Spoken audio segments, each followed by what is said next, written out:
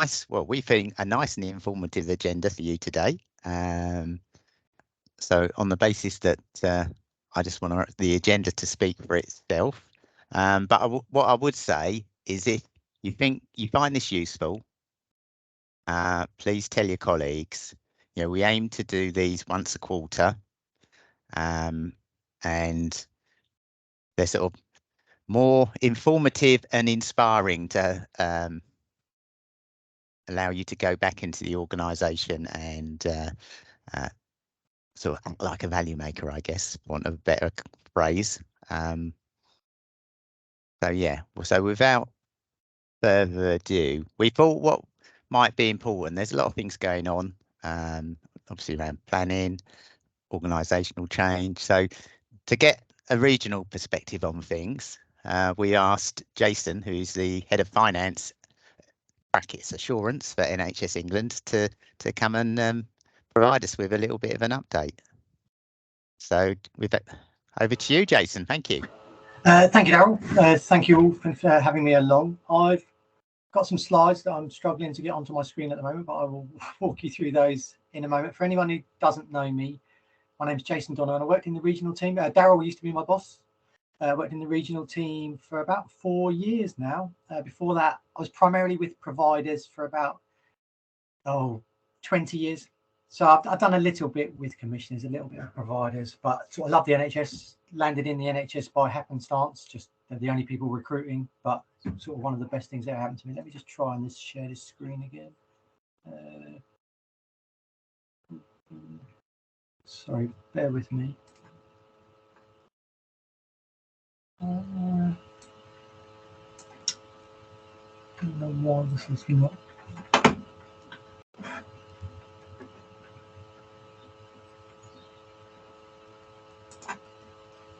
Yeah, Jason, if you're having problems, if you want to forward your slides to me, I can. Yeah, thank you. Let me do that, Jane. Sorry, and I will. I'll do it. Apologies, everyone. I've not had this before.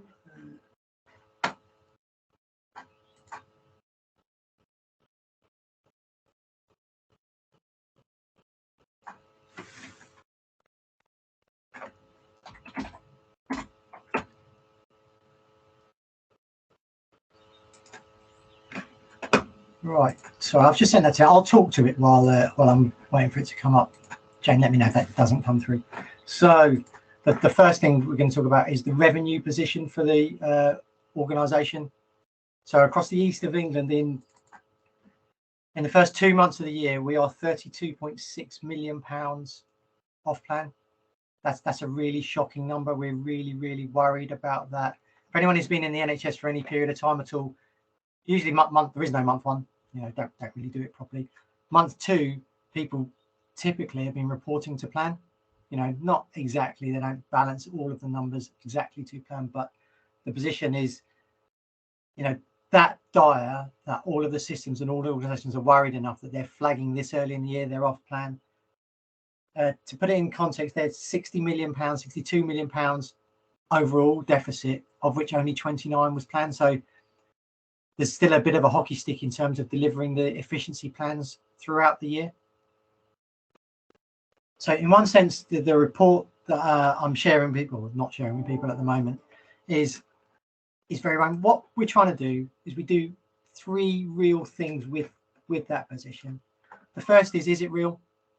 Sometimes the region can wonder, is everyone being super prudent in what they're sharing out with everybody? Are people assuming that, well, this will be the worst case, that will be the worst case? We don't think that's the position at the moment. Thank you, Jane. If you see the slides in front of you, so that's a split of the 6 systems, that the breakdown of the £33 million I was talking about, and not to point out the blindly obvious, the region are very worried about that number. In a straight line, adds up to nearly £200 million. You'll also see, and just probably some of you are aware of this, you can't actually change your forecast outturn until the region let you. So we take no comfort at all in that the forecast outturn is still 0. Doesn't make any difference to our reckoning on it. We are very worried about this, and the national team are worried too. The east of England is about 1/10 of the country. It's pretty rule of thumb, the 10th, in lots of ways it works out well. and nationally that's the same position. It's not the same in a regular way. It's not exactly that degree of overspend across each of the systems. Is differential, but broadly we're about a tenth of the problem nationally, and that's the scale. But Jen, could you move us on to the next slide? So what do we do? So as I described, the first thing we do, is it real? Is it a median case? Has everyone said, well, if everything goes possibly wrong that possibly could, is that how we've got to this number? It doesn't feel to be the case. It feels broadly genuine. There's a couple of specific areas that we're going to look into with each of the 6 systems. One is industrial action. How are people accounting for industrial action? And at the deputies meeting we had earlier this week, there was some quite starkly different numbers presented across the different systems in terms of how much it's costing the system. So the logical argument goes something along the lines of, industrial action has happened. I need to backfill the staff who are on strike in order to deliver my activity. There's a premium cost to that. Probably agency consultancy costs are higher, or if you're having to have more senior staff fill in for the junior doctors, there's a premium expense to that, which organisations are in some places experience a lot of. The challenge we've got nationally is, at the same time as saying, well, we're experiencing all these extra costs, the activity's gone down as well. So the national team want to know, well, how either you're backfilling these staff and it's costing you a lot of extra money to do so, in which case you should be able to deliver the activity right, or you're not backfilling the staff, in which case you're saving the costs of people's pay who are on strike, and that makes sense. Then you won't deliver. At the moment, the national team are hearing the message, yes, I am backfilling, it's costing me a lot more money, and no, I'm not delivering activity. So we're trying to get to the heart of that. Why is it differential, and what's the exact position? The other key driver that's causing the variance so far is the non-delivery of efficiencies. So the plans only went in 6 weeks ago. I think it was probably a known fact that not all of the efficiency plans were fully evolved, fully developed, but the scale of fall off in the first couple of months has been much more material than we were hoping. So what do we need to do? So the green box, what remedial actions are taken? Ensure everyone knows that the scale of the problem, that we're working collaboratively to try and fix what it is, understand what we can do, what's driving it, what can we do about whatever's driving it, what other opportunities exist, and what can we do. And I've just stuck it in the little black box in the meeting. It's slightly unprecedented to do it so early in the year. We're going to have 6 system meetings. If you look back on the first slide, and we'll send them out, SNE are not particularly off plan. Suffolk and North East Essex are 0.3, really, in the range. But for the other 5, we're definitely going to have meetings next week or early the following week to talk through with the system leaders what's happening. Because to tell you probably what you already know, if you get another couple of months into the year at this trend, you may have already lost the year. The recovery trajectory gets harder and harder every month that this level of overspend continues. So we're looking to take steps and actions as soon as possible. Jane, if you could move us on to the 3rd slide, so I'll stop talking about revenue, because capital is a slightly different position. So revenue, it's difficult. We're going to have meetings straight away. The capital position, and there's a few really good things to point out for this. This is the first time, this is the BI tool that's been shared. Systems are going to get their own version. This is the first time I've seen system capital, which is the top box, the bit given out to each of the systems, primarily paid for by your depreciation, the money the system's in, and the national capital schemes all in one place. That's a real step change for me, because I would have been saying things recently like it's really difficult to understand or follow capital and see it all in one place. So this BI tool, which is fantastic, is really, really helpful. You can see what is being spent by scheme, what is being spent by system, and you can drill into it. What's being spent by scheme, by system. And I think that's been a real challenge for us, trying to get the handle on capital. Capital spend in the region last year was really good. It landed almost on the nose, on the money. So it was a very good thing. But it's quite a worrying area, capital. It's very volatile in the spending levels. But it all works. The spend is massively, massively ramped up in the last few months to land on exactly the spend levels. The region spent exactly the right level of money, but only because there was contra, some were up, some were down in month 12. So it's a sort of an area we worry about, but it landed in a good spot. So in month 2, capital spend's not bad, and we tend not to hold it to the same exact standards that we do with revenue. Daryl? Yeah, I was just interested, Jason, why the Yep. 2 boxes don't equal each other. But they're showing different amounts. So one's the national programs. The top box is just the system capital, the PDC as we'd have called it. So that begs my next question of, Yeah. I would have thought that, are we talking millions, not thousands? Because the number looks quite small. Yeah, no, relative. sorry, we are. Yeah, we're talking. Yeah, I think we're talking 47,000 thousands. Yeah. So 47 million. Yeah. So the But yeah, they are chunks so of money. the heading needs nuancing to reflect millions. Yeah. I think yeah, it's a national data set, but I think you're right. Right. Probably just writing the word millions in there would make sense, and stick a dot in there as well. Yeah. Okay. But yeah, very big money. Probably should have started with some of the basics, like what capital is. Capital costs more than £5,000, lasts more than a year. Typically land, buildings and equipment. Land doesn't tend to, we don't buy a lot of land in here. It's just we do own some of it for sure. But typically upgrades on buildings and equipment. But one of the things that I've put on all of these slides is my email. So if anyone wants to know more about anything, I'm aware we're going whistle stop speed here. If you want to know anything about the stuff we're going through, what is it, what are you doing, and if you want a bit more detail, please just drop me an email. You can contact me via LinkedIn, etc. But the easiest way to get hold of someone else who works in the NHS is just to email each other. So for me, very happy to take emails if there's queries after. And Jane, if you could move us on to the last slide, please.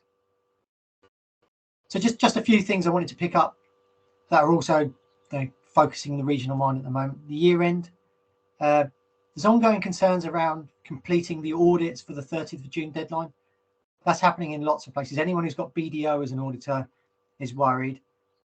There's other organisations who are struggling as well. It's primarily to do with capacity. And as you'll have seen, if you've read the press, audit firms, some of them have taken a bit of a shoeing for companies going bust, and the audit wasn't thorough enough. Just the audit not carried out. So in consequence of that, a natural consequence to that, is that the audits are really, really thorough now. They're asking lots and lots of questions. In order to ask them more questions, though, they haven't got any more resource. They haven't got any extra staff. It takes a little while to train audit firms in place. So it's quite possible that a number of organisations will miss the 30th of June deadline. Our job is to keep the national team informed and to make sure that we're doing everything we can to hit that deadline. But the audit firms don't overly worry about our deadlines at times. We don't have huge leverage to encourage them to go faster. There's one other specific issue there around cloud-based assets, and whether if something's in the cloud, it should really count as capital. To point out the obvious, if something flips from capital to revenue as a result of that decision, it will materially move the year-end positions. But those discussions are ongoing. Just in terms of housekeeping for the region, like the ICBs, region's going through a consultation at the moment. So, and that's a real haircut. So bullet point 1, there's a real reduction in the number of posts that will be in the regional team starting 1st of April next year. So that's a process that we're going through, and that's creating day-to-day challenges. We're trying to get the day job done. We've got recruitment freezes in place. As happens with all consultations, some staff are jumping because they don't like the uncertainty, or there's another opportunity for them, and we can only recruit on fixed-term basis. As the fixed-term level becomes shorter and shorter, it becomes increasingly unattractive. So we're sort of bugging that. We're not special. No one from the regional team doesn't think we shouldn't go through a consultation. We're very quick to ask that first slide, £33 million off. What are you doing about it? What are you doing about it? How are you being more efficient? We should have that mirror pointing at us, and we're just going through that at the moment. Third bullet point, finance is also jointly responsible for operational capacity. Sometimes we can get fixated on our own little bubble. I've got to break even. It probably is my day job.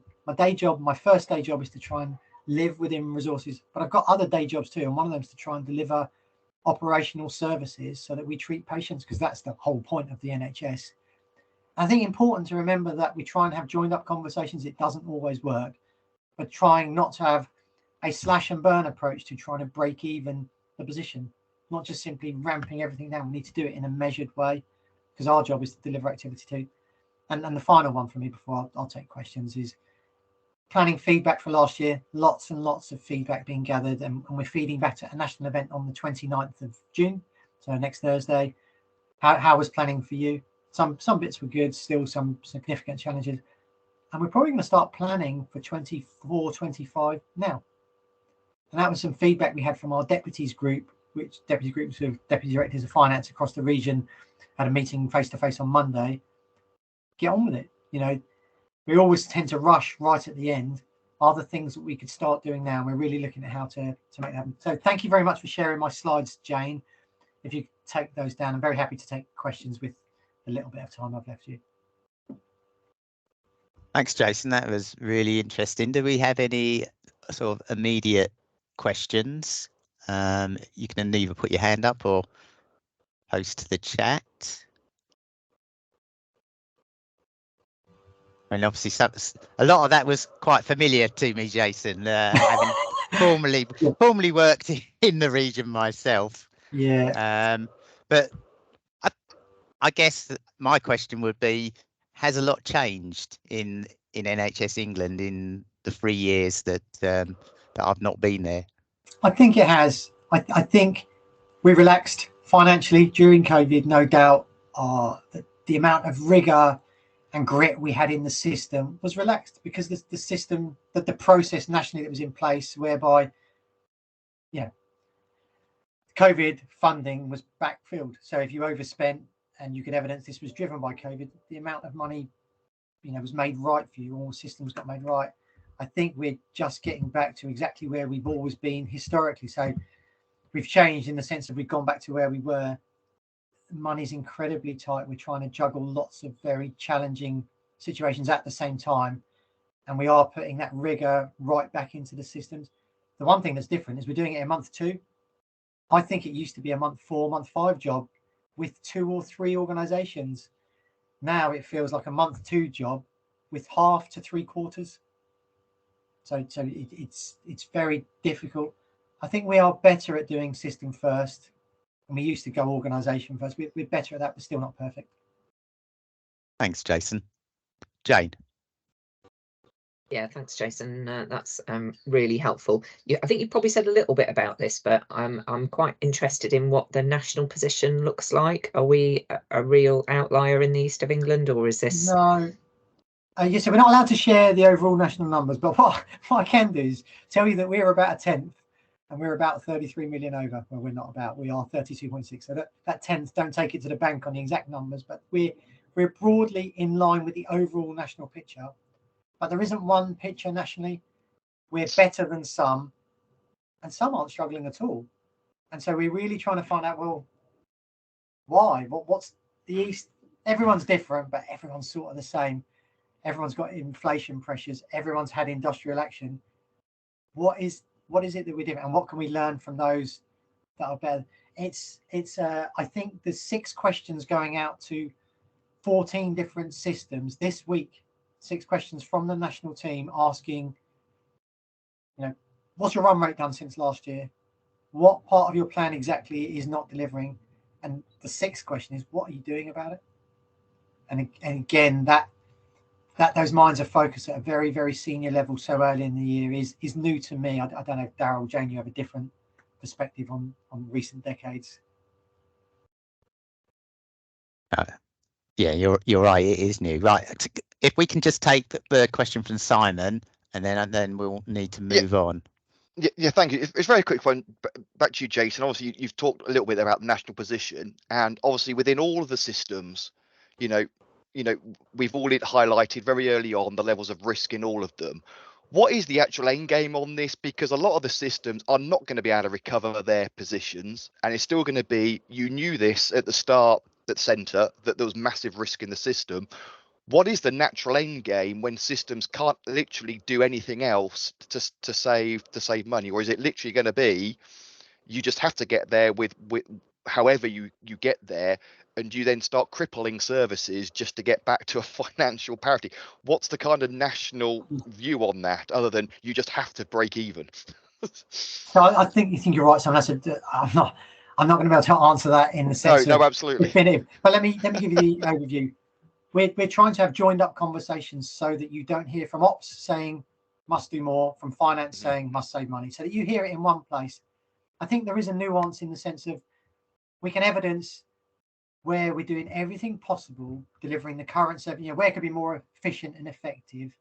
And that's a reasonable question all the time. So what can we do that just takes costs out, that doesn't impact services? Ultimately, I guess there needs to be a mature, reasoned, and involved conversation saying, well, what are the priorities? What is the balance between delivering break even at one extreme versus, and the slash and burn I talked about, which we're not going to do, versus, well, are there certain services that could be started later? Are there things that we were going to place? Should any new developments be put on hold for a little while? Should there be a trade-off between that? Is there more that can be done jointly? And those sorts of questions. It's not, I think the NHS is pretty good at not making dramatic movements, knee-jerk reactions to something. But Minds will be absolutely focused on that. And I'm aware of some systems in the East where they are looking at services. If we had to make a rationing decision, which we do all the time, frankly, we ration all the time. The plans we put in include rationing. If we had to ration further, where might we take that? So I'm hopefully, I don't want that to be a politician's answer, Simon. I don't think we have.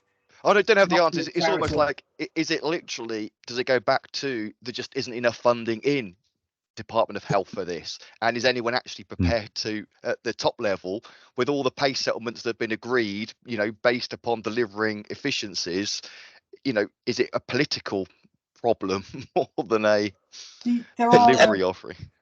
Jason, shall I say something, given that I no longer work for NHS England? So clearly, the NHS England will be sending in support to help challenge systems, and there will always be a strong push to either come up with new efficiencies, new collaborative ways of doing more with the same amount of resource. But ultimately, there will be high-level conversations between the Treasury, between NHS England and the Department of Health around the risk. And, politically, do they want to break the vote and spend more money than actually has been sort of gifted through Parliament? So ultimately, that discussion may well happen we don't know what the outcome is. It depends how those discussions go, and whether people are prepared to let the NHS break the vote, which I think is unprecedented. I think we've come close a few times, but don't believe we've ever done it.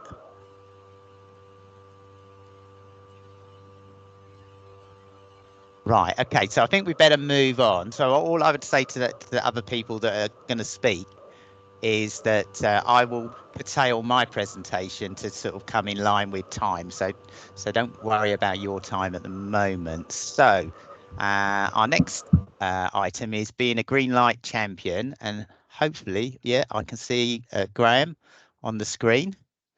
So if I can pass over to Graham, and I think he's got a few colleagues. Laura might be helping him out as well. So welcome. Yeah, unfortunately, Laura was unable to attend, which would have made it a much more interesting presentation, I'm sure, than the one I'm going to give. I will try and rattle through this, despite what you've just said, Daryl, just to try and make up a little bit of time.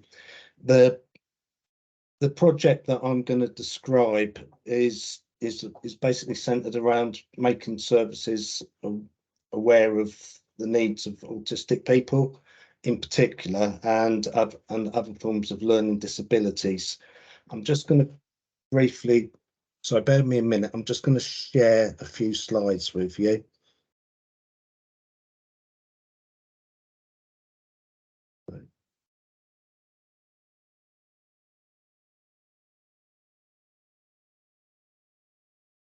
Right, I now unfortunately can't see any of you guys, so I'm kind of a little bit flying in the dark with this, but can you all see that okay? Yeah, we can see it, Graham, thank you. Right, sorry, bear me just 2 seconds.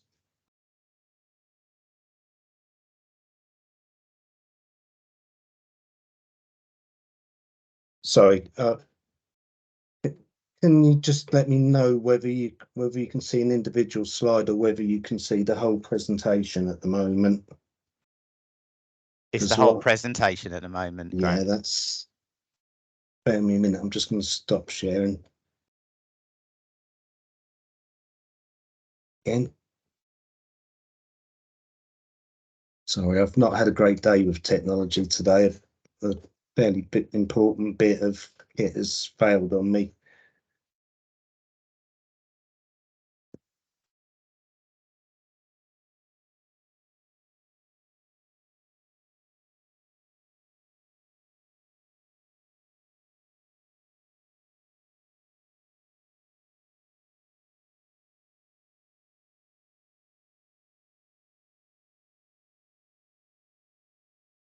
It's still the main presentation, Graham, but we can see the slide. Oh, there we go. We're in. Yeah, we Yep. should be in. Yeah. Right. All So, good.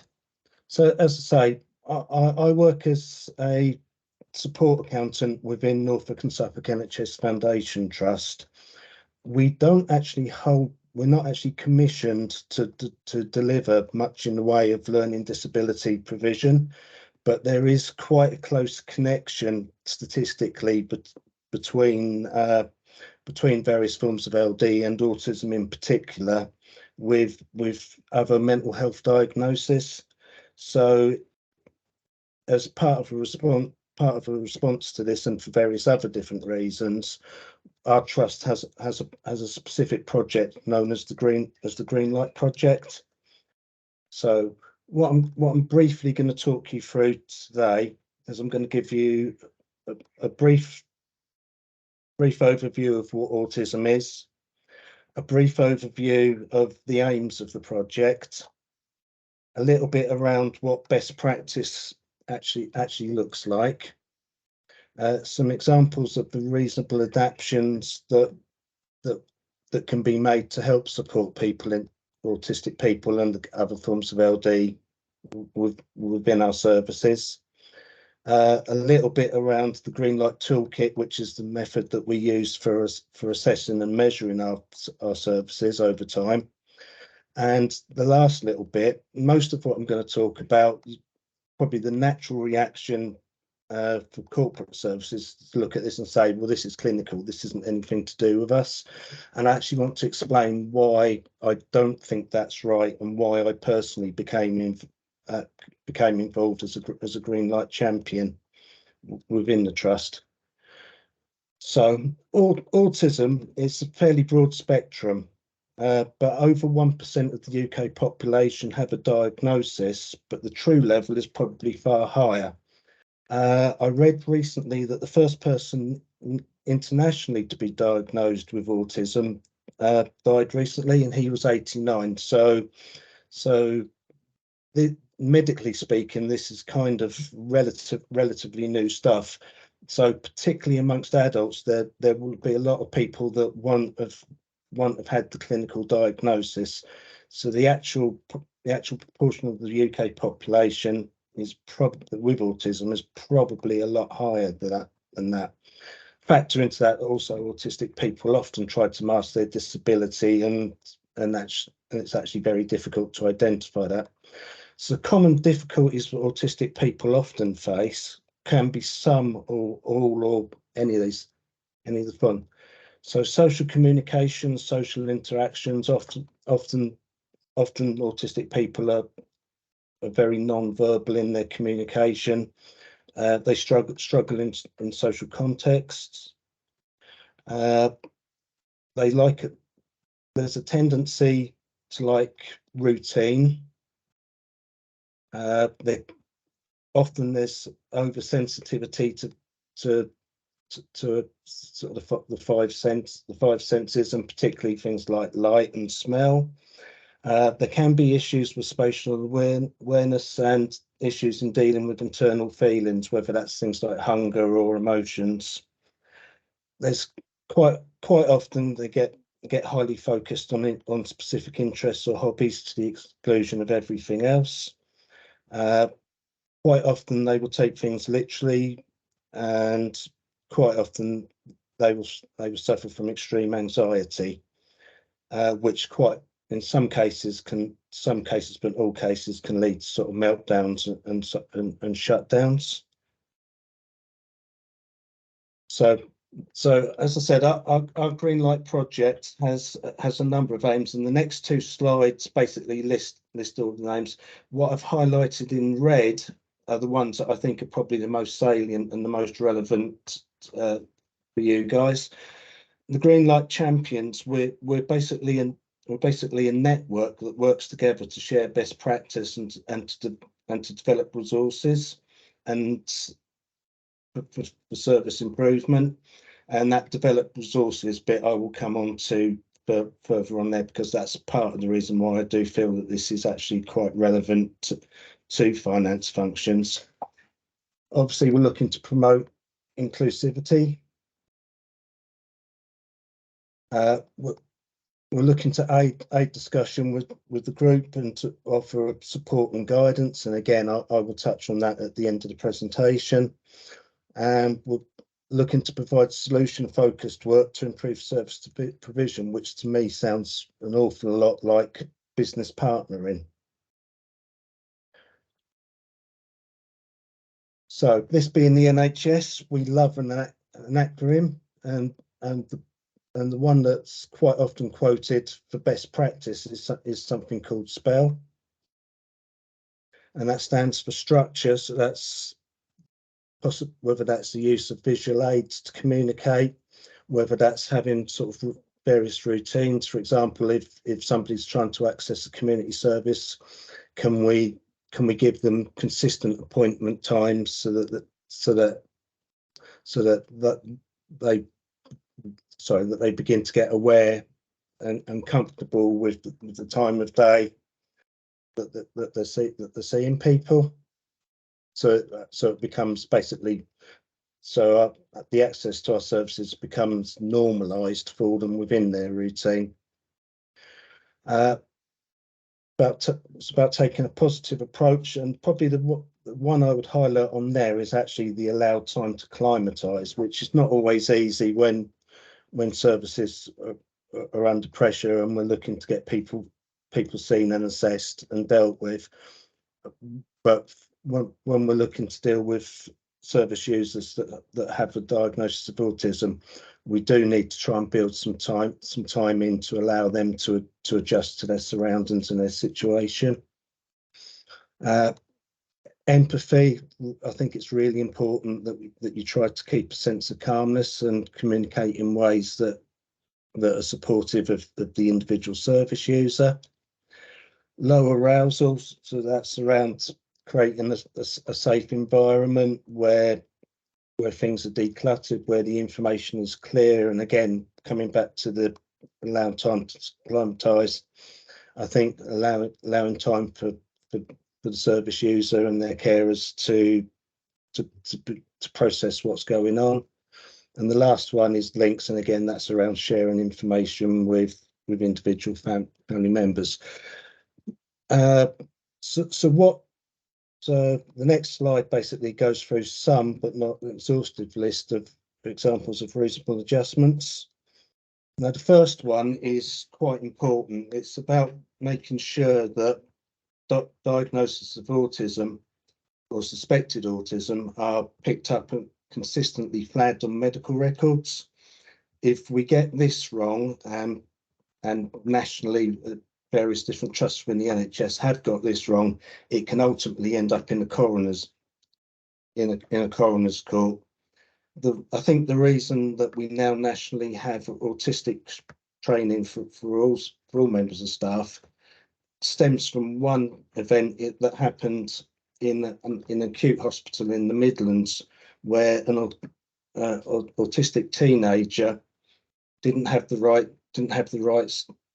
notes on, woke up from having a fit and was given inappropriate medication, which then caused a reaction for him that unfortunately led to loss of life. And so So I say that one is an absolute fundamental, I think, for everybody. Provision of easy read documentation. So there's a language that's been developed that uses symbols and pictures rather than words, and that's called Macatron. And we have a service user led expert who spends a lot of time within our trust rewriting service user documentation using Macatron. How can we change our physical environment, particularly for waiting areas where things can be congested, they can be noisy, the lighting might not be good, we might be bombarding people with lots and lots of posters. So what can we do to improve that? Can we make appointments for people at less busy times? So if we know somebody has a diagnosis of autism, can we see them at the start of the day or at the end of the day when waiting rooms, for example, might be a lot less busy and a lot less crowded? Use of communication cards and other forms of symbols. Again, that's kind of addressing non-verbal communication for service users. There's quite a high correlation between deafness and autism. So do we look to have sign language available? When we communicate, can we avoid metaphors so that because what we say will be taken literally and using metaphors will be confusing to people with autism? Can we do things like familiarization visits? So can we actually bring somebody, if somebody's got an appointment, can we bring them in ahead of time and get them used to the surroundings that they're going to be seen and assessed in? And the use of enabling technologies. So those are just some examples of the things that as trusts we can all do change at. So how do we assess this? Well, we have a toolkit. The toolkit is an annual survey that has 27 questions. It's completed by service users and staff, and the questions are in 3 separate groups that get progressively harder for organisations to achieve. So questions cover things like the physical environment, documentation, care records, staff knowledge, training, and access to resources. And from this, we're able to have a traffic light system to grade the performance of individual services, individual wards. And from that, we can start to identify long-term trends and identify areas for improvement. So, as I said, most of what I've described there is fundamentally more targeted at service delivery from clinical services. As it happens, I think I'm still the only member of the corporate service within the trust who is a green light champion. But I just for this slide, I just want to go through why I personally think that's actually the wrong approach, and we need to get more corporate services, and especially finance, involved. For a start, some financial services, for example, cash offices, will have direct contact with service users with the diagnosis of autism. So understanding and being aware of these things, being aware of your environment, I think is quite important for those members of staff. Similarly, with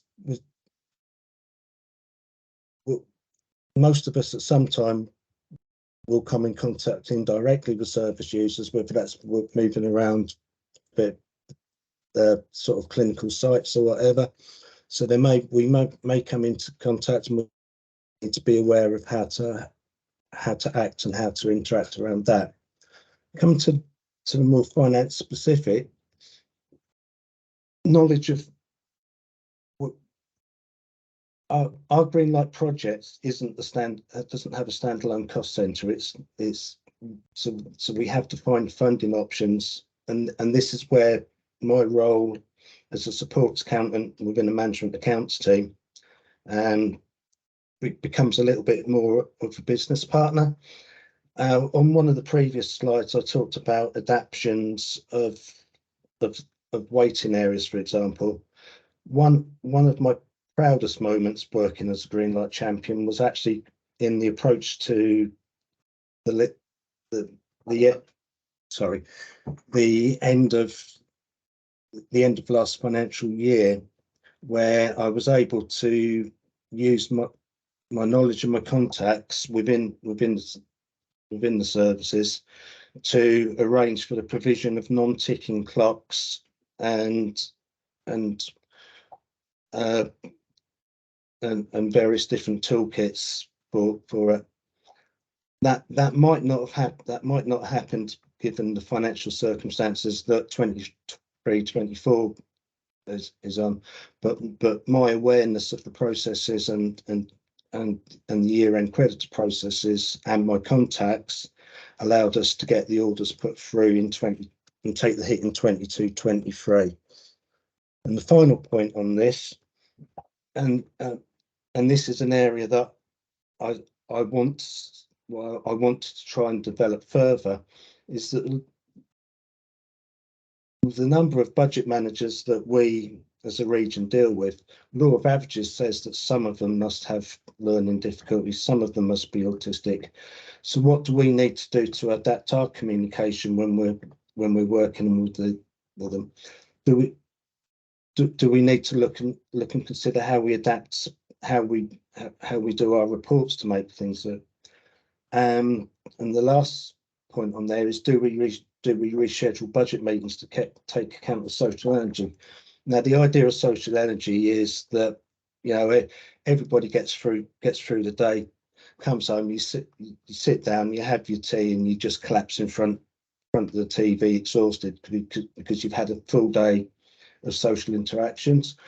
Now, for people with autism, that social energy gets burnt out far quicker, particularly if they've tried to, in inverted commas, normalise their day and their relationships with people. So do we need to maybe prioritise meeting times for budget managers that we know are autistic to take account of things like that? So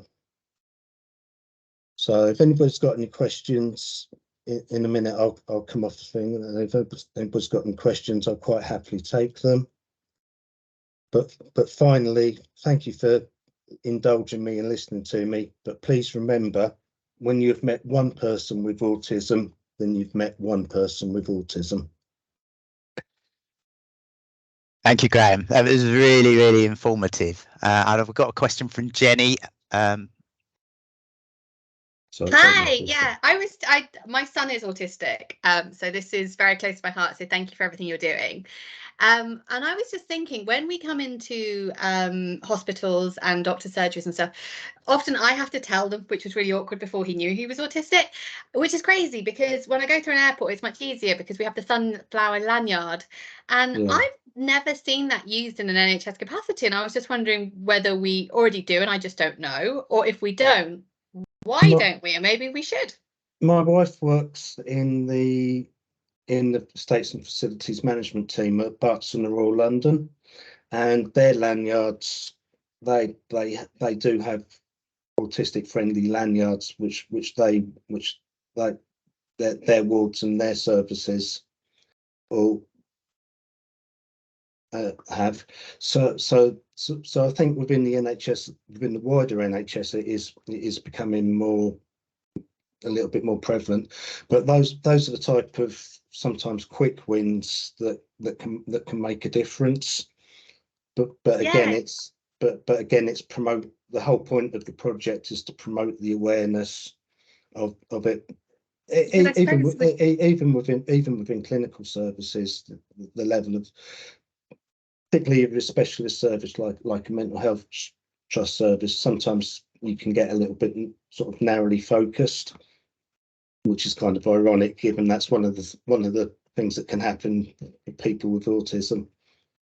Yeah, I was just thinking they could it wouldn't be a cost because we could use the sunflower lanyards that are already used for airports, and then you're just using the same thing all the time. But I don't know who from an NHS top perspective could send something out and maybe just do it across the board.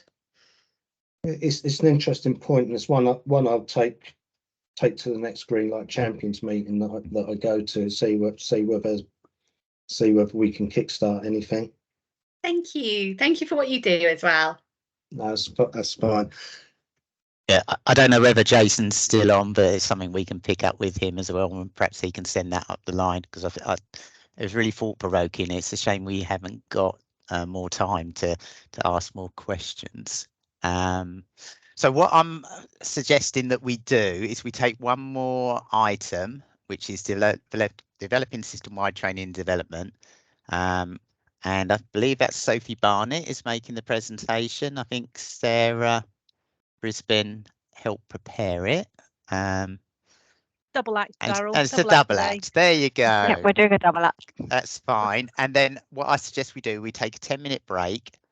And then we've got the innovation session, and then Jane and myself will make the rest of the session work by adjusting what we say to fit the time. So over to Sophie and Sarah. Thanks, Daryl. Thank you. So, I guess just as an intro, I'm Sophie. I'm one of the divisional heads of finance at Adbrooks. Hi there. Sorry, I'm trying to do the tech bit at the same time. Sarah Brisbane, I'm head of commissioning and income at Royal Papworth, and I'm hoping you can see some slides. Yep, all good. Ah, fantastic. Good stuff. Okay, right. In that case, I think we'll crack on. So, excuse me. So I just want to start by really introducing Cambridgeshire as a collective. So we're made up of 6 different organisations. As you can see coming on the screen now, they're quite varied organisations as well. So we've got obviously the ICB, we've got community services, mental health, university teaching hospital, specialist trust, as well as DGHs. And we, Sophie and I, really are here today to talk to you about how we came together as a collective and how we feel we are stronger as a collective, working together on learning and development in the Cambridgeshire and Peterborough system, and to talk to you about what we've achieved so far. So I guess the first question is, well, how do we start and why did we start this? And it really goes back to the HFMA National Awards. So at Papworth, we have been shortlisted for the last 3 years. And in 2021, when we received the highly commended, one of the things you do when you're shortlisted for an HFMA National Award is you have an interview with the judges. So it's just one of those moments where you sort of take a deep breath and you just get on with it. And we felt quite confident on the subject of sharing knowledge. We had our skills matrix at the time, which we'd shared with probably 50 organisations nationwide. It's being developed as a national tool as well, which is coming out very soon. But we got asked, what sharing have you done with your system? And it was kind of that little moment you think, oh God, no. We've shared nationwide, but really we haven't shared within our own system. So moving towards the world of ICBs, this really got us thinking about how we could share knowledge with our nearest and dearest. And with the backing of the deputies group, the deputy DOFs group last year, a group of like-minded colleagues from across those organisations in the Cambridgeshire and Peterborough system, passionate about learning and development, we formed what we call our system L&D group.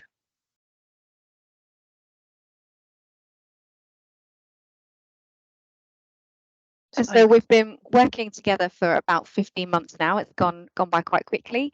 And one of the first things we did was come up with a bit of a vision, which Sarah has kindly put up on the screen, which is essentially to make our system the best possible place to work. And we've also come up with 4 key objectives slash kind of aims of areas that we wanted to focus on. So those were career development and progression, skills development, recruitment and retention, and innovation and improvement. So covering quite a wide range of areas. And what we did was kind of turn those into 4 different work streams within our smaller group. I'll go into those in a little bit more detail, but just before we do that, a bit of a mention on the kind of structure that we've got and how we fit into the wider ICS. So we've got our kind of original group of us keen individuals from the different organisations. We've got at least one person from each organisation within the ICS. And apart from SpecCom at the moment, which we are sadly missing, but we're hoping to re-engage with them and have them included going forwards. So we've got at least one member, and ideally we've got deputies in each organisation as well to have a bit more coverage. And we're from quite a wide variety of bands and different kind of financial areas. So we've got some income people, financial management, financial accounts, etc. So we've got quite a broad range of people in our kind of monthly group. We meet monthly on Teams, ably chaired by Sarah, and then we report back into the system deputies group on a monthly basis, and then they report into the system CFOs group on a quarterly basis, which might seem a bit kind of heavy in terms of formal reporting, but it's actually been quite useful for us in terms of having one real clear line of place to go for kind of asking questions and getting approval for things, rather than us all individually having to go through our different processes. Which obviously would take quite a long time. Everyone knows that kind of thing takes much longer than you would like. So it's been quite useful for us to just have a real direct line up to the CFOs and hopefully make a bit progress more quickly. On to the next slide, please, Sarah. Thank you. So a bit more around the work streams that we've got. We identified these work streams quite early on, and I thought I'd just talk through roughly kind of what we wanted to cover under each one. So for career development, we wanted to look at things like secondments, student networks, grad schemes and placements, apprenticeships, and talent mapping. And then skills development, we wanted to look at identifying skills gaps within our organisations and across the ICS, looking at awareness and promotion of all the different types of learning available, and making sure that we were sharing those opportunities across a wide range of people. Recruitment and retention, pretty much self-explanatory. The one thing that we included in this that might not be obvious is the FFF accreditation. So we thought that was a key element of our kind of recruitment and retention strategy across the ICS. So that was included within that work stream. And then last but not least, innovation and improvement. So looking at better ways of working, sharing best practice, and hopefully doing some kind of automation of some of the processes that take us quite a long time. And we realised quite early on that was a lot to cover for our tiny little group. So what we decided to do was pick one area of focus for each of those work streams so that we weren't overwhelmed. And we tried to focus on things that were either kind of high priority, so they'd have a high impact, or things that we thought would be quick wins so that we can demonstrate that we were making some progress. So we started off with our 4 focus areas, which I think Sarah will put on the screen. Yep, those. And then we added a 5th, which was study policies, which kind of was cross-cutting across the different work streams. And I thought it would be useful just to kind of talk through the progress that we've made against each of those and what we've actually been able to achieve. So we have been slightly hampered by having year-end and budget setting in the middle of when we kind of got our stride going. So that has kind of slowed things down a little bit, but I think we're pretty happy with the progress we've made so far, with lots more still to do. So if I go down the list, first up was the student network. So we realised that we've got lots of students all across our different organisations doing different qualifications, each with kind of different arrangements in terms of bringing students together within the organisations. And we really wanted a way of bringing together all of the students across the ICS and being able to kind of share learning, etc. We already had quite a developed student network at CUH, so we decided that we would, rather than kind of reinventing the wheel, we would open that up on a quarterly basis to the students across the ICS. And to do that, we've identified a kind of student contact in each organisation to coordinate that. We haven't had a quarterly meeting yet, but I think there's one coming up soon now that we're over hopefully most of the audit period. And the plan is to really have a chance for all the students to get together, to share learning, maybe come, identify a study buddy, recognise each other when they go to First Intuition and don't realise they're sitting next to the person they email about invoices at Papworth. But also we were hoping to eventually have maybe external speakers come in to talk about interesting topics, you know, study techniques, etc., so that we could do that on a wider basis and hopefully have a bit more attendance, because you know what it's like with a student network, you know, 2 people turn up and it's not really a network, it's more of a chat. So it'd be nice to have a bit more volume of people. So that's our student network. Then study policies linked to that. We realised we've all got slightly different study policies within our organisations. Bit of a problem if you're kind of looking at moving between organisations. You know, do they do the same qualification? Do they do apprenticeships? But also, I guess what we want to avoid is being able to poach staff from other organisations by having better or different study policies. So one of the things that we're in the process of doing is looking at all of our study policies and doing a bit of a comparison to check that they're kind of reasonably aligned, with also some organisational differences, I'm sure, but making sure that the key bits are there. So that was our second area of focus. Then ring-fence learning time. So this is something actually that Papworth came up with that we basically all wanted to borrow, which is exactly why we were doing this group in the first place, to share ideas. The basic concept is that everyone in finance across all of the different disciplines has 30 minutes of ring-fence learning time in the month. You might say that's not a lot, or you might say that is a lot, but the idea around the 30 minutes was that it's something that everybody should be able to do. It's not, you know, 3 hours and you've got to take half a day over it. It's something you should be able to fit in even the busiest diary.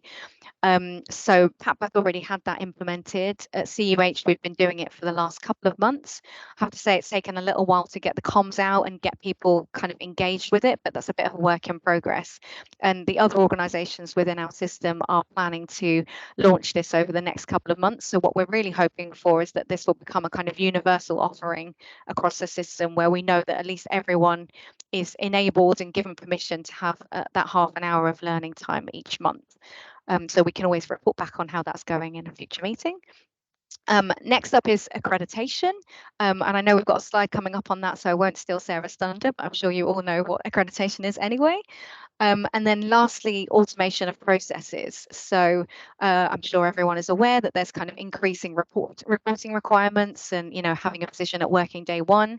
And we thought rather than kind of every individual organisation reinventing their own process for that, we wanted to set up a group who could come together and discuss that. So far, this is probably the area that we've had the least progress on, but we have now identified the members of the group and got volunteers from each organisation. And we're hoping to set that up in the next couple of months for people to come together and share ideas and come up maybe with a way of automating things if that's possible. So we're quite excited about what that group might come up with once they have met. And then Thanks, on to Sarah for accreditation. Thank you. So yes, accreditation. So this is the one, as Sophie said, that we have definitely achieved. And I just wanted to show you here. So this is in May 2022, so just over a year ago. This is where each organisation within Cambridgeshire and Peterborough stood in terms of accreditation. So as you can see, most of the organisations were not accredited. We had NWAFT at level 1 and we had Royal Papworth at level 2. So if we now go on a year, and this is the year that we've been working together as a group, you can see now all of our organisations within Cambridgeshire and Peterborough have an accreditation level. That the group in the grey in May 2022 have all moved and they've achieved their level 1, which we're incredibly proud of, and we worked very closely as a group to do that. And then as Royal Papworth, you can see, have moved from level 2 to level 3, which again we are incredibly proud of.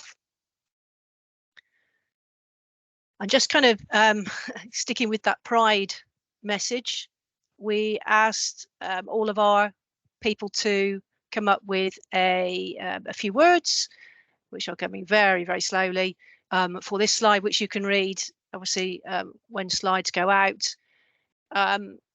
Just looking at some of the main words here: benefits, commitment, opportunity, success.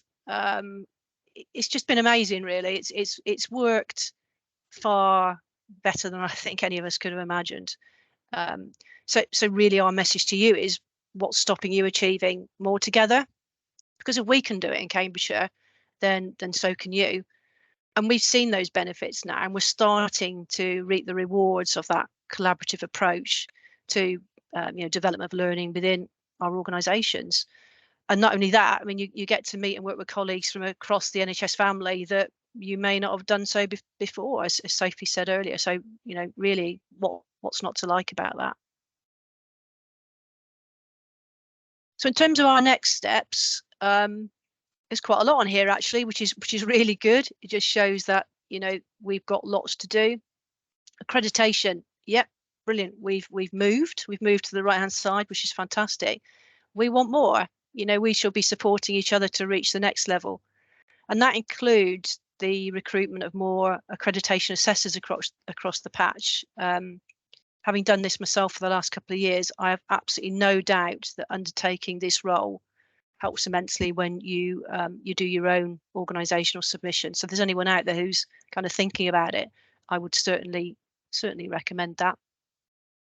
As Sophie said, working day one, early stages at the moment, but the next stage is a workshop. We've got the right people. We just need to get that together. As we achieve focus areas, we need to replace them with other things, and we're trying to look at a good mix of short term and those that maybe require a little more work. So getting that balance right is important to keep the momentum going and see that success and see the outcomes from the work. And linked to this, we'll be looking into further innovation and examples of best practice. Quick wins, we know there are quick wins out there. A number of organisations have lunch and learn sessions, for example. I think at Addenbrooke's they call it hot topics. We've already discussed how we can expand that to the wider system, so maybe holding quarterly joint sessions. And in terms of engagement, this isn't all about the small group who meet monthly. We're looking to find the right people in our wider organisations for these task and finish groups. So bringing more of our colleagues into this culture of sharing and networking within the system. And as a group, we are encouraging each other to submit applications for awards and to think more about how we celebrate success, both within our own organisation and within the system. We are all doing some really good stuff, so let's shout about it. And we started this encouragement culture at the back end of last year for the regional conference in February, and as well as submitting far more applications for the regional awards. 2 out of the 6 award winners were from CMP, which is absolutely fantastic, but that's just the start. And we feel we're only going to get stronger. We feel like we've got a great foundation now from which to work, and we've got some really incredible people involved.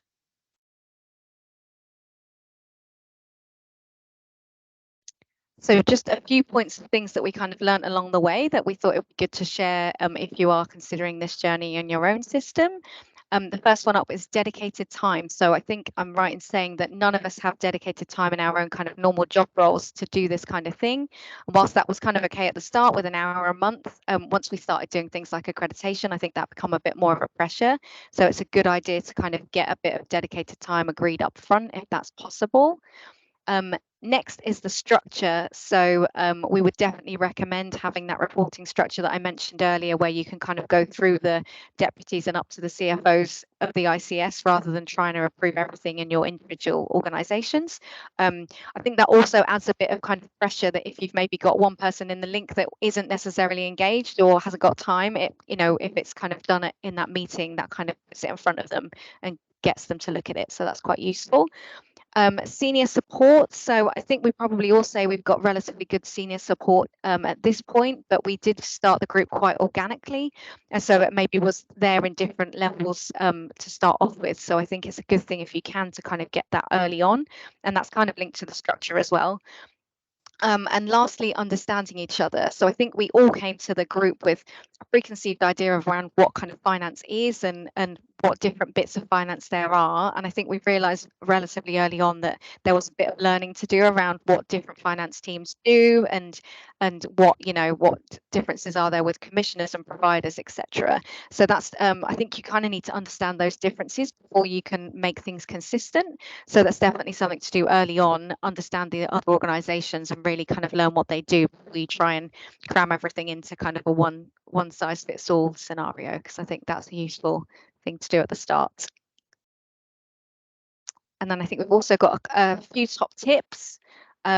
So the first one is to find some like-minded system colleagues. It's honestly been a lot better doing this kind of thing within the organisation when you've got a bit of backup from someone else.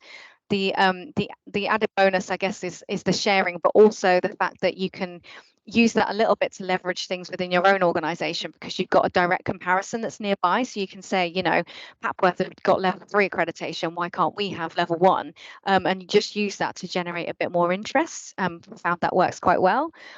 Structure we've kind of already discussed. Being an assessor, so Sarah mentioned that, and I have to say Sarah's expertise and knowledge around this from being an assessor really helped us in the accreditation process.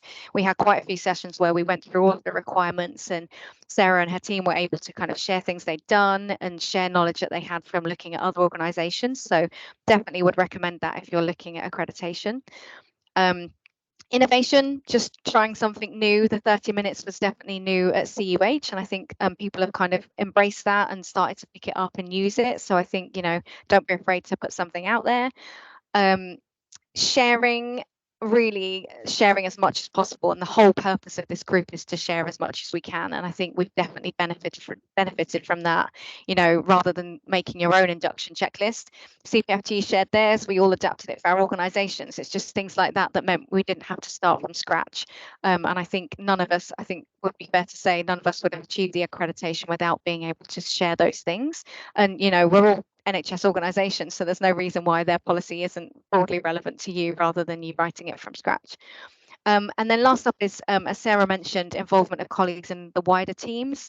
I think it's good to have a kind of keen group of individuals, but you can't really make those changes within your organisation if you don't have the buy-in and the expertise from other organisations and other areas within your organisation. So I think that's been quite key in terms of trying to engage as many different areas of finance as possible to make things happen.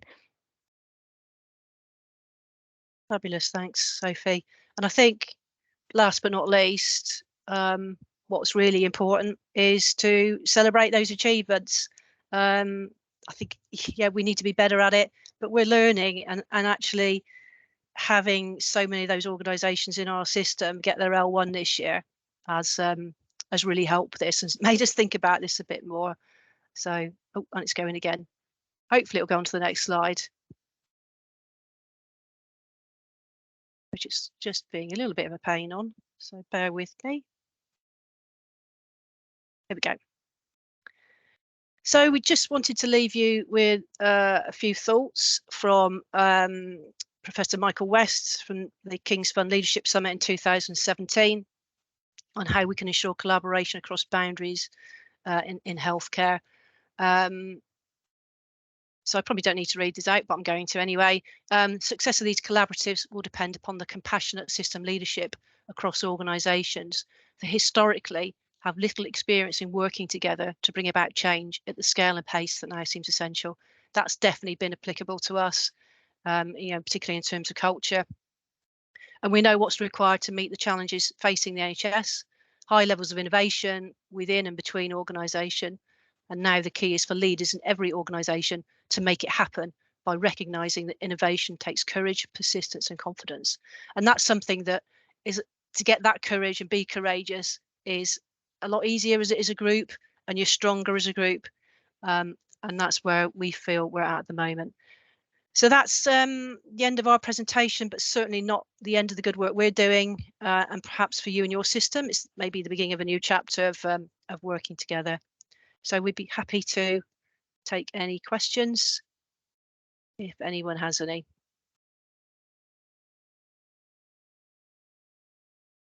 Thank you. That was that was really informative, and having just had the system conversation about us working more collaboratively, had colleagues join our development day yesterday.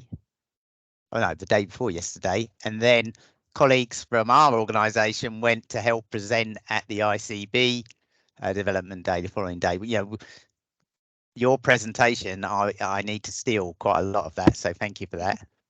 I think we've got time for one. I want to finish by 1:15 so that we can try and catch up a little bit. So Karen. Hi, really interesting presentation. I was just interested to know how you actually kicked this off and how people sort of volunteered. Was it a struggle to get people involved, or did you seem to have sort of some emphasis and encouragement from others to get involved? Should I kick off, Sophie, and I'll hand over?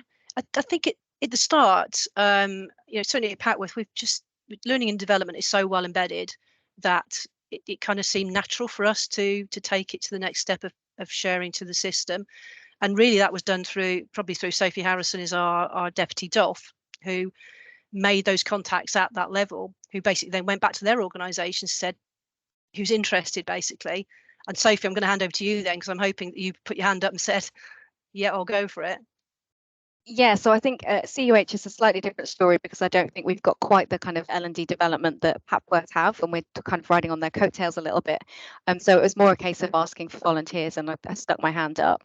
I think, to be honest, to start off with, you just need one keen person to start the ball rolling and get things going, and then hopefully that person, or at least I've tried to involve others and try and convince others to get involved. So I think start with one and then grow it from there.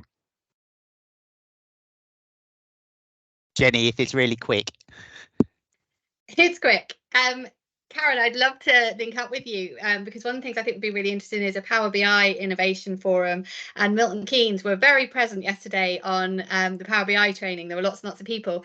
So I was talking at that at Power BI training yesterday about setting up a national Power BI forum, which I put forward to the innovation board, but I think that would be an interesting innovation for the whole of the NHS. So just if anyone's interested, it's something I'm trying to move forward quietly. So I'm trying to make some noise. Thank you. That's it. No, that's really helpful, and SNE would like to be involved in that. Yeah, we love Power BI.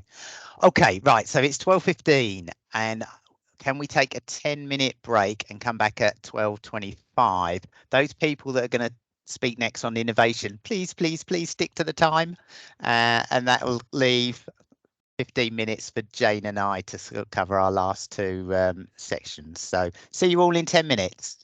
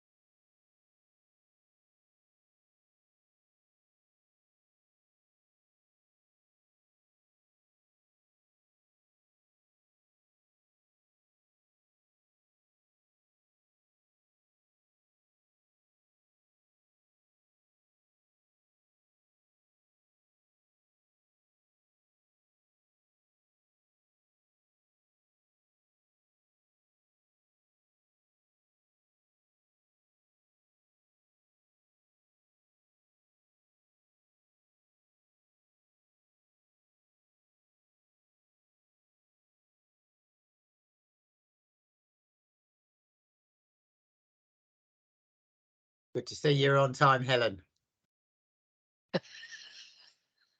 I just had to have a little practice about how to show full presentation on the screen without it filling up the two other screens that I have. Yeah, there is a skill to that. Oh God, I was going, where is it? Where is it? Where's that Oh. tick box that I need to find? I found it now.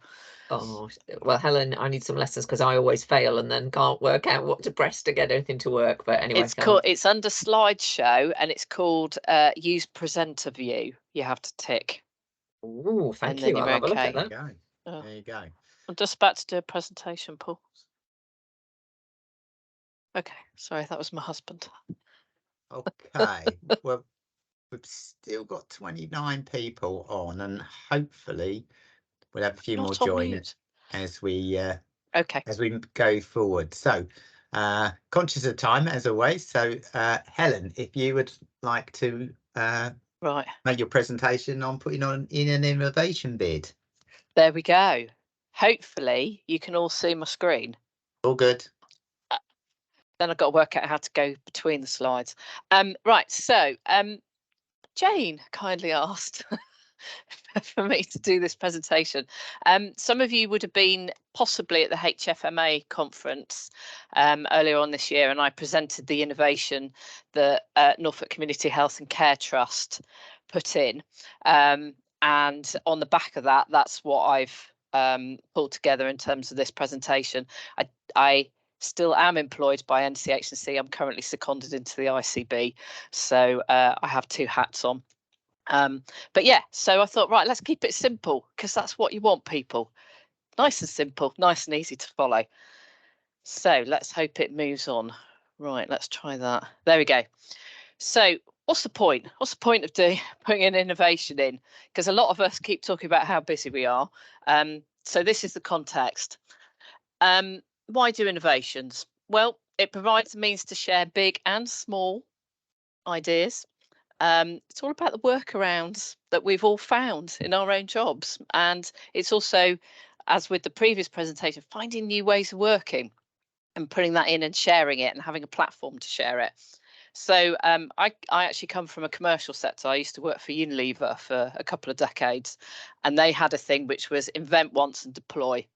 Stop faffing around. If somebody's got a good idea, get it in and deploy it out everywhere so everybody gets a benefit from it. But it is about that. It's about doing that. It's about it's preventing the reinvention of that sad old wheel that we have. And it's about borrowing with pride, going, God, great, they've had a great idea. We'll do it instead. Excellent. On a slightly different note, it is a requirement of an FFF accreditation.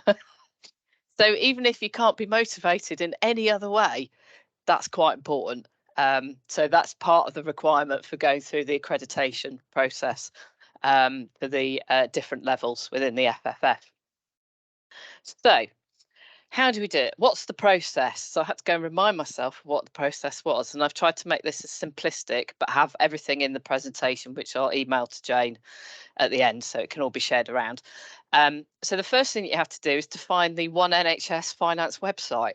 So for anyone who's never been on it, you just have to Google it and there it is. It's quite easy to find. I've put the link in here. Then there's a box which I've copied on the right hand side. You have to click on the Finance Innovation Programme, discover more.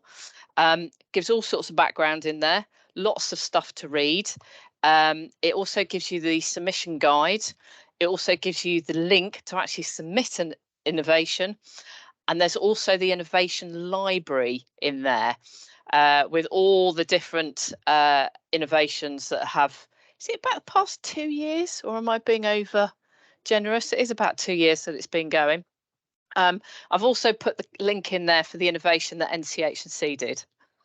It's a bit of self-promotion there. The important thing is to register, because if you don't register, you can't get to access everything. And it is so easy to do because I had to re-register myself with my new NHS Net email so that I could get back into the system. It is so easy and you get an email straight away and it's done. So it's not difficult at all. What I've put in here is the frequently asked questions from the submission guide. The submission guide is quite big. But these are I went straight to frequently asked questions is always the place to go to, because 9 times out of 10, the first question you'll have, you'll be going, oh yeah, that's the question that I have. So I'm not going to go through these in detail. I will be making time up, Daryl, you'll be impressed. There's lots in here, but there's lots of stuff in here which says what your word limits are, how to fill it out, how to kind of set it up so it's easy to follow. Because the people who review these are known as peer reviewers, and they're just people like us who have a lot of stuff to read through. So if it's all in a consistent format, then it's easier to read, easier to understand, and easier to follow. So I won't dwell on the frequently asked questions because they are useful, but there's 14 of them, as I found. They do, I assume they get added to as more ones come up. But so what happens once you've submitted one? The excitement is it gets reviewed. If it's accepted, it gets reviewed by peer reviewers. And if they approve it, and it's just people, you and I doing this, it then gets published, and then the person who's put the innovation in becomes the owner of that innovation page, and you can add extra bits in, extra bits of information. Has it improved? Has it changed? Has the scope widened? You can add elements in, so it keeps it as kind of like a live library, which is really, really useful. I think it might be on my next slide that I did this. Oh, that's not so good. Oh no, I'll go back. Here we go. So for me, learnings and benefits, keys. So the thing that I learned when I presented at the HFMA conference, and I went last, and I was after Daryl, and I'm sat there going, oh my God, all these projects are massive and they're strategic, and it's all about, you know, really good ways of working and stuff. And I presented a purchase to pay non-PO innovation and just thought, oh my God, everybody's going to think this is really boring and tedious. However, it was really pragmatic and everybody loved it. So that was a learning for me, because I was starting to pap myself as I was sat on that stage waiting for my turn to go last. So it doesn't have to be spectacular. It's about, I found a workaround, or I found a better way of doing something. Here it is, and I'm sharing it with everyone. The other good thing is become a volunteer to be a peer reviewer, because then you start to see some of the innovations come through and what format they're in. And then it kind of gives you that insight. If you're worried about submitting an innovation, that's a good route to go. So that's what we did in NCH&C. There was, I think, about 2 or 3 of us who did peer reviewing. And the thing for me, it's about curiosity is a key. It's not doing the same thing every single day in and out because your predecessor did it, or because that's the way we've always done it. It's about going, well, that's really irritating. Actually, there must be a better way of doing that. And it's just being curious. And a lot of us have been so long in jobs, we're like, oh, I've just got to get through it and it's fine. But actually, we all have those ideas. We all have those ways of understanding and finding a new way of working. So all I've said is get your teams to look at the existing innovations and start to use those resources. I had a really good guy who worked for me in NCH&C that I'd pose him a problem. That's one of the first places he would go to would be the innovation library to see if anybody had done anything on it. And you can use search mechanisms and there's search tools on it, etc. And I've also put some useful email contact details on there as well. There you go. That's me done. Any questions? Woo. Thanks, Helen. I have to say that Helen's done a great job of describing it. It is that simple. Just get on and do. That's all I can say to you. And it's like an exam. So if it's really crap, it just doesn't go any further and it's okay. You don't need to tell anyone. It's a lot easier. Okay, brilliant. All right. So I think Paul has come on screen. So, oh, Jodie's got a hand up. I was just going to say really quickly, what Helen made the point about reviewing the innovations that are on there, and that's a really good point. So at NSFT, we split the finance teams into different groups and then kind of allocated 6 or 7 innovations to each group, and then they fed back and said, this is really good, this isn't relevant to mental health, or we're doing this already, but we've picked out like 4 or 5 that we're just like, this is so good to implement. So that's one way of doing it. It's like sharing out the innovations, allocate them between your teams. That's a good shout, Thanks. Jodie. Thank you for that. Okay, should we move on to Paula from the Software Skills Network? Yeah, so it's my turn now to see whether I can get this to show okay on my. Does that look right? Yep, we've got it up. Yeah, thank you. Success. So we all received an email a long while ago around the new initiative of the Software Skills Network, and we all know how easy it is for these emails to all of a sudden end at the end of your list and you don't do anything about them. I had a conversation with Jodie and I asked Jodie what she thought, and I said I really think this is something that we should do something about to make sure that we utilise what's available to us rather than it getting buried and nobody actually doing anything with it. So what we've done is we've held our first 1 or 2 Software Skills Network meetings, which are just within our management accounts department within NSFT at the moment. Mainly first to find out people who are interested. IT skills isn't everybody's bag, they're a necessity, but to take it further isn't always the way. And then to make sure that everybody had got the email, or if not, we forwarded it on and we made sure that they could join the network to be able to get the logins, etc. So that took a little bit of time to get everybody to that stage. There are 4 packages currently under the network. There's Excel, which as accountants we all use, Power BI, which for financing and SFT is actually a new software package that we've not actually used ourselves very much, and so we're all pretty much on a steep learning curve on that one. Power Automate, which again is new to us, but with a view for innovations, definitely something worth picking up. And then SQL for people who are really sort of technical minded and prefer and like that programming style of doing things. So we created a virtual group. Like a lot of areas, we all work from home the majority of the time. And so this also enabled us as a management accounts department, gave us another opportunity of getting together where we don't see each other that often. So it actually works quite well for that as well, to keep in touch with everybody within our own department, even though we're all working from home. And while it enables us to work towards acquiring this recognition in respect of our own technical abilities, the group provides support to each other while we're doing our own individual journey. So if anyone's having any problems, we can contact someone else who's been on there who we know is looking at the same software package as us, and we can then support them wherever they're getting stuck and work together on it. There are 4 levels within the skills network. The first 2, all of the information to get to level 2 is contained within the network's team channel. And there are clear instructions as to what you need to do.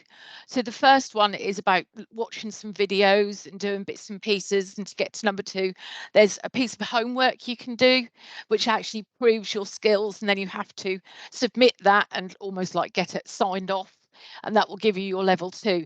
Level 3 is where it starts getting interesting, and that's where it then links in with the innovation side of things. It's how you can use your newfound skills and develop them further, and actually then enable you to submit innovations through the innovations forum.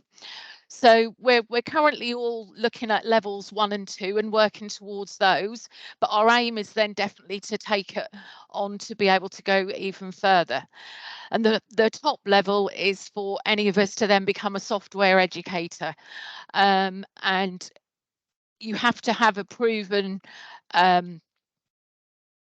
knowledge of a system, and also show that you have done some training in that system to other people as well, so you can prove that you're educating people.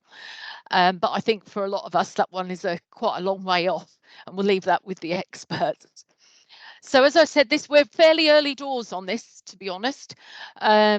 So the future for us is, as I said, we're all working towards our level 1 and 2, but our longer aim is to develop individually to the best that we can be within our chosen software package, but then utilise those skills to enable us to look at how us NSFT do things and see what innovations we're able to develop utilising what we've learned.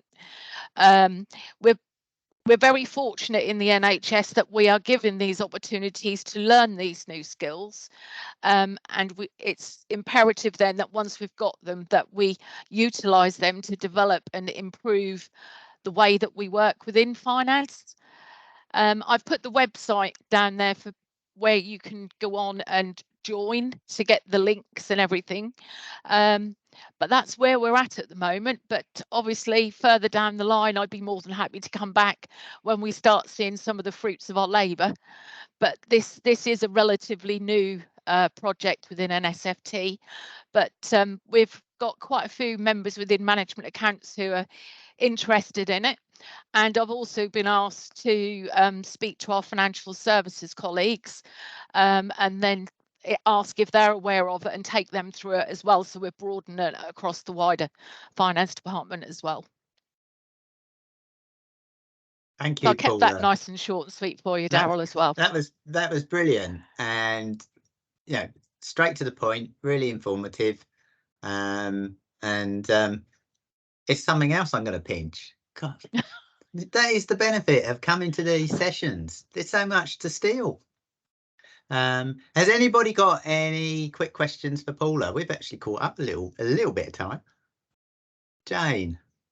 Oh, well, not really a question, but just want to say that that's absolutely fantastic, Paula. Thank you. I mean, I'm just dipping my toe into Power BI and I'm trying to learn myself, but actually now I've just learned that there's a whole resource I can have a look at that will hopefully I can do at my own very slow speed. So fantastic. Just thanks ever so much for covering it and for speeding through so quickly. Thank you. I hope you enjoy it. It did my head in the first hour. I did the proper course. It was like information overload.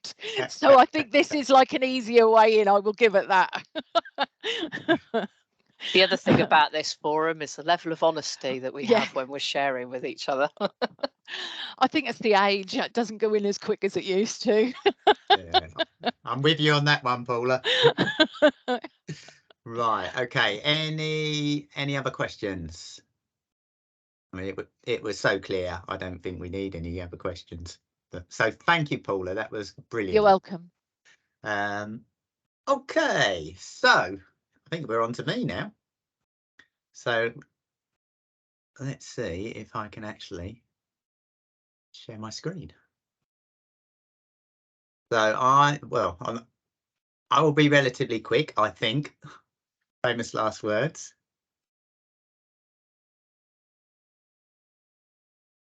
Jane, can you just give a nod if you can see it? Yeah, cool. Okay.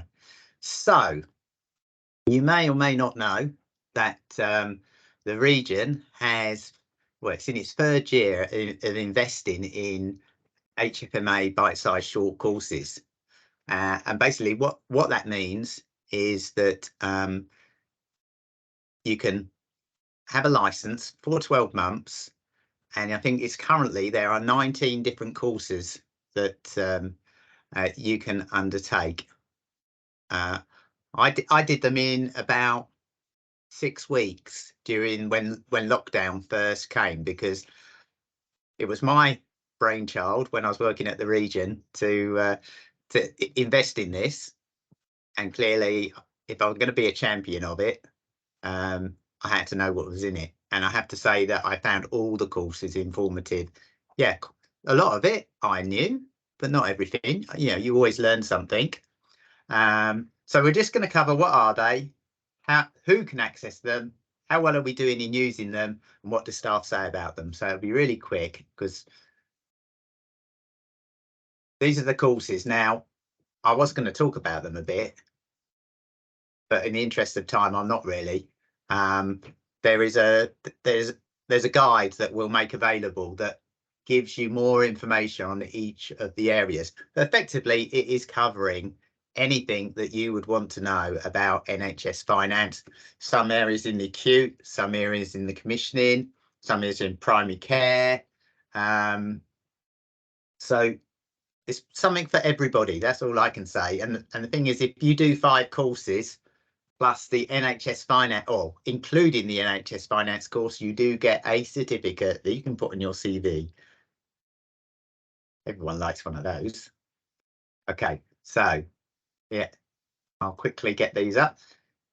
Obviously, there's some wider things. Health economics is really interesting because from an economics perspective, the NHS doesn't really work, but it's how you can apply those health economic principles to healthcare.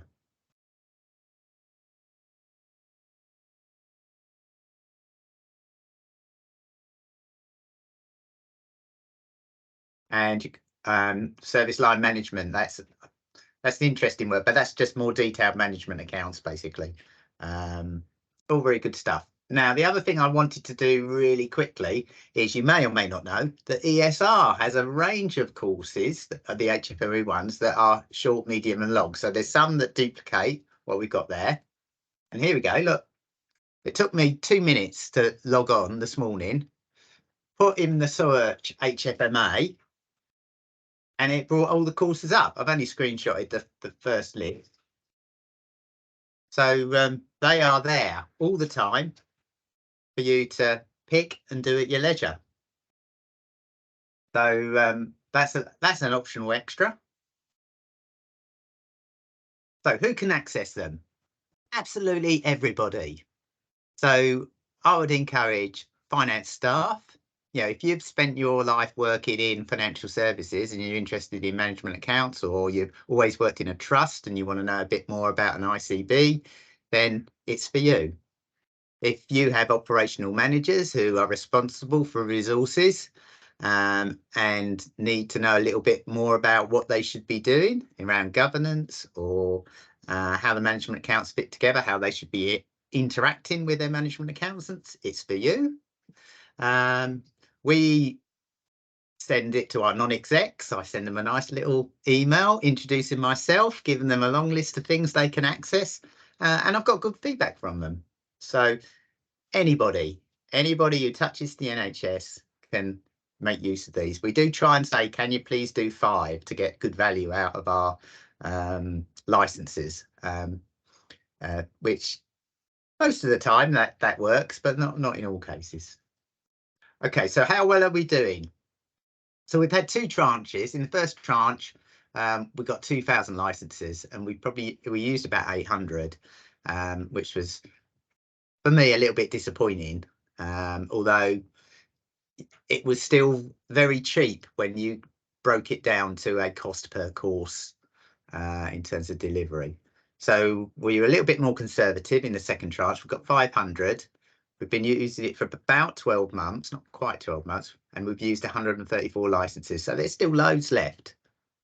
Yeah, and there are literally thousands and thousands of us who work in the NHS across the east of England who could use this.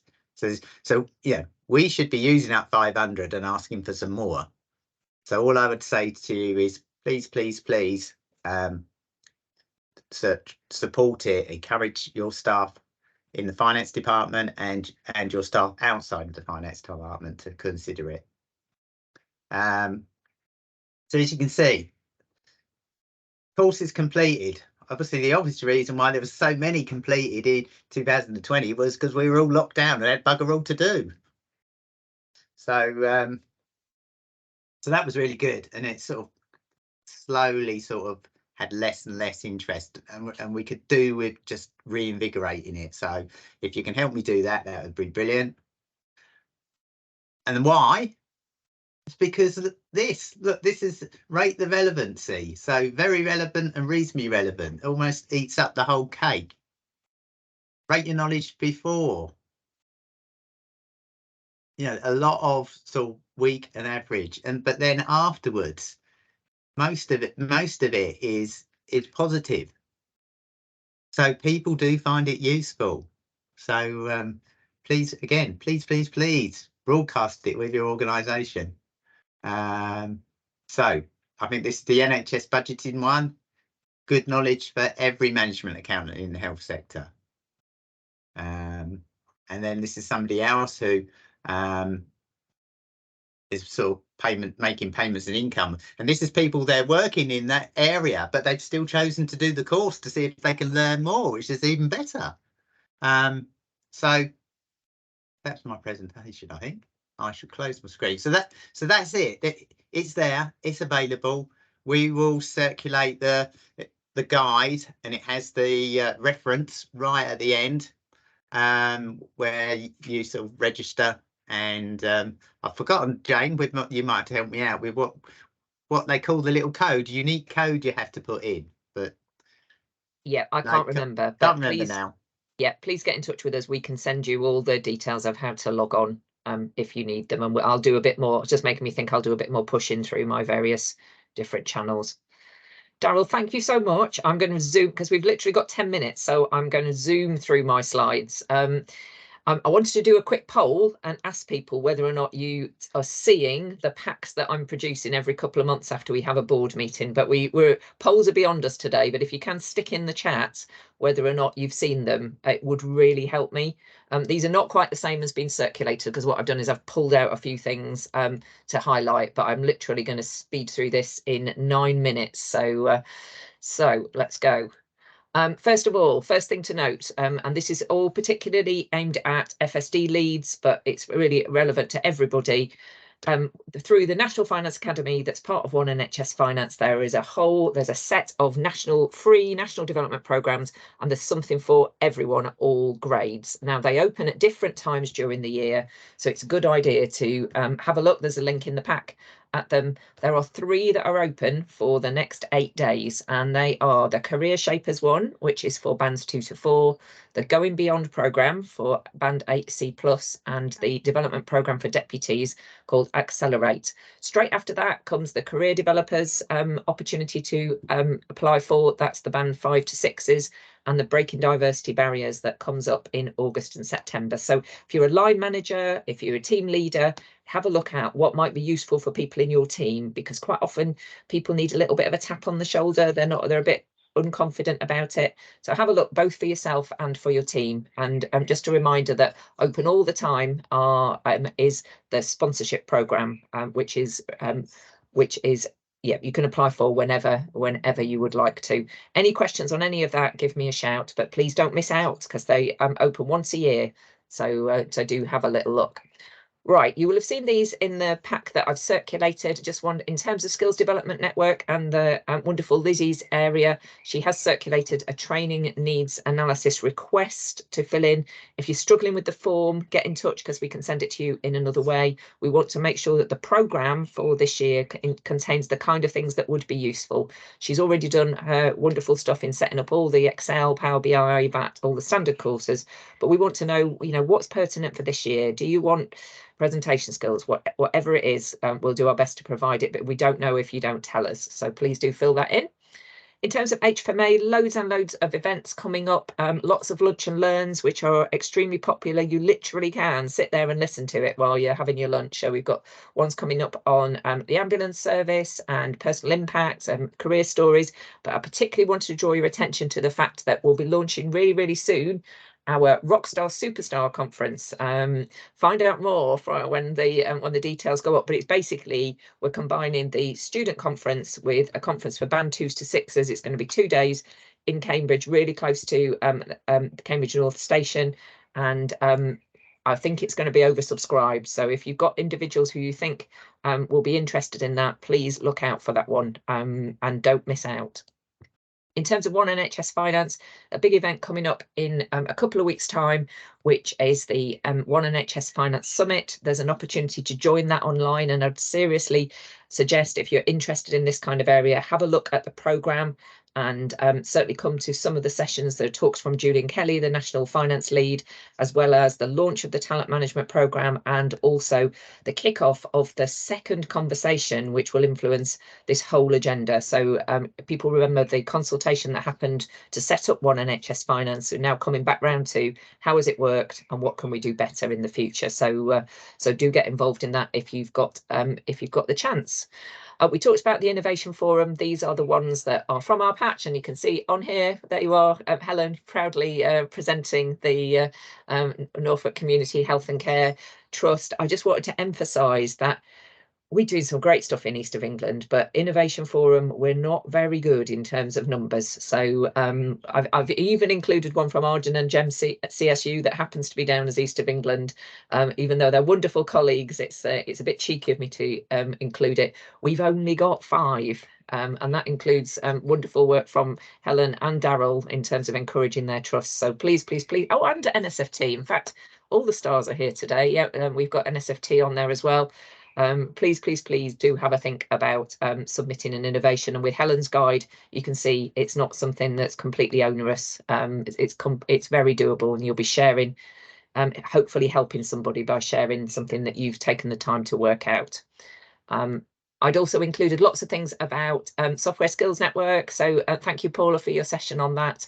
And there's just a slide in there just about all the bits you can get involved in on the Finance Innovation Forum. But just in terms of those innovations, the next deadline, you can submit your innovations at any point, but they have a cut-off time for the next round of peer reviews, and the next cut-off is at the end of June. So if it's something that you're thinking about, do have a look in the next few days, but don't let that put you off. If you miss that deadline, you can do it at absolutely any time. So I'm nearly there now. Accreditation, thanks to our Cambridgeshire colleagues for talking a little bit about this. This is what the map looks like now, because the challenge is on to try and get the whole region covered. So we've now got fully accredited systems in CMP, Beds, Luton and Milton Keynes, Norfolk and Waveney, who've been fully accredited for a while, and now in Mid and South Essex. So well done to all those systems. And I just say it to make Daryl cross, actually, that SNE is nearly there. So we're strongly encouraging our colleagues at West Suffolk Foundation Trust. I know Daryl's helping them, so hopefully they will be fully accredited soon. And we're working hard with the Herts and West Essex system. There's a little bit of room to go, but just to say that had some really positive conversations with that system, and hopefully things are moving in the right direction as far as that goes. And then my final slide for today is I always put I've got loads and loads of little bits to talk to people about, and I call it bits and bobs. So there are a couple of opportunities around HFMA. First of all, we are a test site for the new HFMA system-wide operating game. Now, I don't know if people have used it. Literally is a game that you play, and you move patients and money around the system. It's absolutely great fun. Traditionally, there was a game that was acute focused that helped to teach people about PBR. It's now being developed into a game that is about how the system works. So do you get beds blocked in community if you don't make right investment decisions, things like that. It's great. We're doing it. It's completely free. 5th of September, opportunity to come and join us in Fulbourn. Get in touch with myself or Keith Wood if you're interested in that. Keith's also asked me to promote the fact that the East of England branch for HFMA is setting up its own policy and research group. So we've got some great volunteers for that at all grades of staff. If it's something that you might be interested in, even if it's just for a short period, if you want to find out more, there is a lunch and learn event on the 12th of July where you can find out a bit more about it, or contact Keith. Oh golly, I can't talk this quickly. Right, NHS England, East of England are running Access Accountancy work experience placements in November. There's already happens very strongly in the Norfolk and Waveney system, and we're glad to see it rolling out into the other bits. If you do work in Cambridgeshire and you know any people 16 to 18 who might be interested in that, please do have a look. The link is in the pack, and you can how to apply, which is all via the lovely Lorraine at Region. That's all in there. Norfolk and Waveney, as always, doing some absolutely brilliant work, and I was particularly impressed by their volunteering showcase, which has now been published by One NHS Finance. So I've put the link in there, and I'm doing a little bit of social media on that as we speak, but just some fantastic ideas of ways to do team bonding and help the community at the same time. So well done, Norfolk and Waveney, on that. I'm excited because I've got some careers resources. Sorry, I'm losing the will to live here. Careers resources, which I can now share with you. So if you've got careers events, we've got some banners and things like that we can share. So please do get in touch. And as a final thing to say is that the One NHS Finance Academy board is working really, really hard and looking at how we can invest to help all of us with what we're doing, and coming soon information about apprenticeships, coaching and mentoring. And I'll stop there. Brilliant, Jane. That just leaves me 1 minute to sum up. So thank you everyone for making the time to join. If you found it interesting, please tell your colleagues for next time. So we do run these once a quarter. As you see, we do ask for members to actually make presentations, and we had a strong NSFT flavour this time round. It would be good if we could just spread it across all the systems, but thank you for NSFT. Thank you for Cambridge system as well. Yeah, it would be good if perhaps we had one from each system next time round. So we'll see if we can make that one work. But again, thank you for your time. Enjoy the rest of your day, and we will see you all soon. And if you've got ideas on what we should be presenting, then post it to the chat or contact myself or Jane. Thank you for your time again. See you soon. Thank you very much. Toodaloo.